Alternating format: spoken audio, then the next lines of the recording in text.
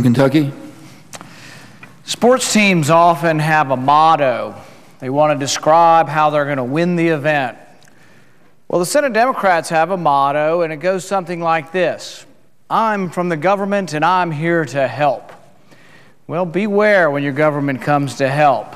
They've figured out that there's a problem. The problem is that gas prices are rising, and people are being hurt by the rising prices. Actually, if you measure inflation the way we did back in the 1970s, we've got inflation of 10%. Senator Coburn's exactly right. It has to do with that we're losing the value of our dollar. Our dollar is going down in value because we spend money we don't have, and we're running up these enormous deficits. But it is a problem nonetheless. But those who believe that government is always the answer are rushing to rescue you from high prices at the gas pump. But they haven't even diagnosed the problem, so they're going to come up with the wrong solution. Their solution is to raise taxes on oil companies. Do you know what taxes are? Taxes are simply a cost. If you run a business and I raise your costs, you'll raise your prices. So let's see, prices are too high, so we're going to raise the cost, which will raise the prices further. Makes absolutely no sense. But it's because their motto is wrong. Their motto is, I'm here from the government and I'm going to help you. Their motto is, it's the government that's going to solve your problems. But they're going to solve your problems by compounding your problems. The price of gasoline is a problem. If you include the price of gasoline and the price of food in the CPI, it'd be 10% or higher. People are struggling to pay for gas. What are the main things that people pay for who are just getting by? Their gas, their food, their rent.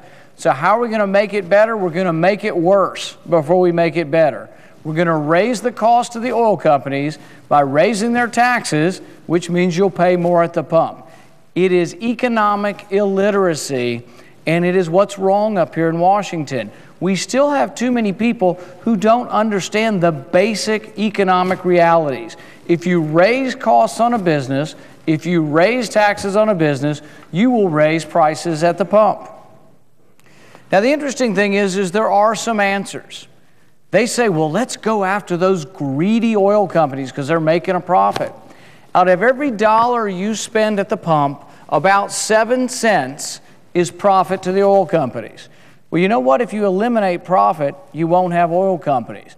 Everybody works for a profit. We all work harder because we want to maximize our profit. Well, who owns the oil companies? Is it a bunch of greedy rich people running their fingers through piles of gold? Are they Midas in some room full of gold? You own the oil companies. I own the oil companies. You have a 401k, you have an IRA, you have a mutual fund. You own the oil companies, okay? Corporations are owned by people. Now, do some people make a lot of money in the corporations? Yes.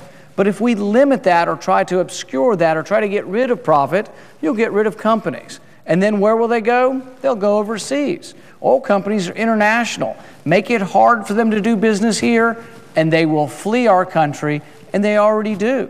We have high corporate taxes in our country, and so they keep their profits overseas. Lower corporate taxes. Don't raise taxes. Lower taxes. People will bring their profits home to the United States. This is their profit. The oil companies make about 7 cents on the dollar. How much does the federal government take? Federal government takes 18 cents of every dollar. You want to have lower gas prices this summer? You want to help the people who are struggling? Let's have a gas tax holiday. It's only a short-term solution, but let's get rid of the 18 cents for the next 4 months through the summer season. It'll cost the Treasury, there'll be less money coming into the Treasury, $10 to $12 billion over 4 months. Let's take it from somewhere else. We're spending $30 billion a year in foreign aid. This is money we give away to other countries so they can build schools, so they can build bridges, so they can rebuild their infrastructure. We give this away to foreign countries. A lot of times it winds up in the hands of foreign leaders who simply steal it. Mubarak was said to have gotten $60 billion over 30 years and accumulated at least $5 to $10 billion that we can count that he stole. Many of these dictators throughout the African nations, as well as throughout the rest of the world, have simply stolen our foreign aid money and used it for their own personal aggrandizement. Let's eliminate the gas tax. Let's take the money from foreign aid and let's give it back to the American people who've worked hard to earn it. Can't do this forever, but you could do it for 4 months and pay for it by getting rid of foreign aid. That would help people. That would lower the price of gasoline, and that would be a stimulus to the economy. So what I'm saying is, let's have a gas tax holiday. Let's eliminate federal taxes for the next 4 months on gas, and let's take the money that would be lost, put it into the highway fund, but let's take it from money we're giving away to other countries. That would be a short-term answer. There's also a long-term answer. Senator Coburn was right that much of the price of gasoline rising is from inflation. Basically, we're destroying the value of the dollar. But there's another reason gas prices rise, because demand for oil and gas is outstripping the supply. Now, why don't we have more supply? Because the current administration is basically an enemy to production, an enemy to drilling, an enemy to all things related to energy. We now are going back and looking at permits to mine coal that have been approved for 10 years. We are taking away drilling permits to drill for oil in Utah, in Alaska, off our coasts. If we want gasoline prices to be less, if we want to send less money to Middle Eastern countries that hate us, who we have to buy oil from, let's make more here. Let's drill for oil. Let's produce more here. Let's drill in Alaska. Let's open up new places to drill. Can we do it responsibly? Yes. Nobody wants to damage the environment. Do it responsibly, but let's produce energy here. We have, as Senator Coburn says, 160 million barrels of oil waiting to be extracted. Let's go for it.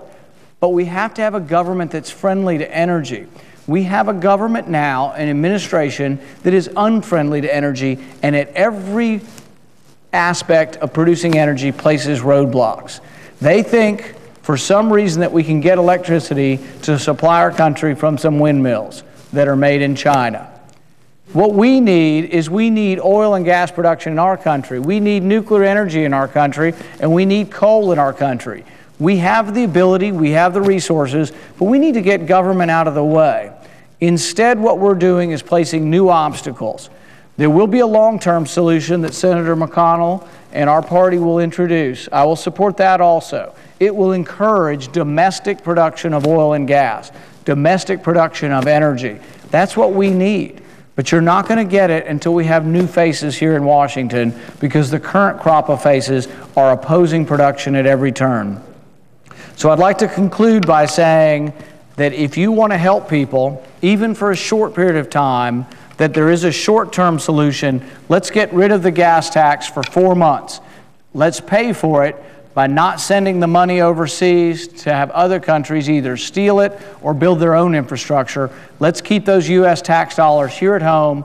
Better yet, let's keep them in the pockets of the consumers by having a gas tax holiday. Thank you very much, and I yield back the remainder of my time.